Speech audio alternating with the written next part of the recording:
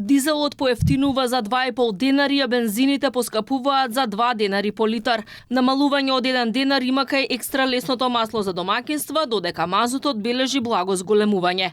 Новите максимални цени кои ги определува регулаторната комисија за енергетика почнуваат да важат од полноќ. 95-ката ќе се продава за 82,5 денари по литар. Новата цена на 98-цата изнесува 84,5 денари по литар.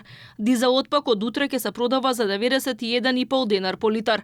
Од овие цени може да се оди и надолу на бензинските пумпи поради попустот на окта од 3 денари за дизелот, односно 2 денари по литар за бензините. Владата смета дека не избрзала со тоа што ја укина мерката кај дизелот за враќање на ДДВ-то од 10 на 18%.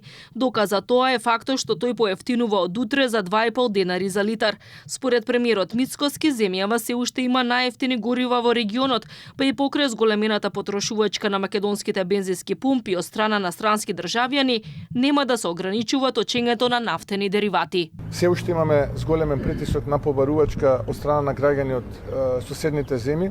Се уште со керозин снабдуваме неколку од регионалните аеродроми и не размислуваме како влада да воведеме забрана за извоз или реекспорт на нафта и нафтени деривати и не размислуваме како влада да ги ограничиме нашите бензински пумпи да точат гориво само на автомобили и друг тип на друмски возила со македонски регистарски таблички. Напротив, сакаме да покажеме и солидарност кон регионот, но и да покажеме дека Македонија е фактор на стабилност во регионот.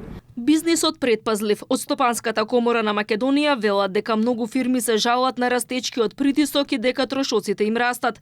Тие ќе побараат мерки за помош на стопанството. Сметаат дека мерките треба да бидат таргетирани и дека фокусот треба да се стави на извозниците кои имаат зголемени трошоци за транспорт и складирање. Таа подршка да биде директно изразена од страна на владата.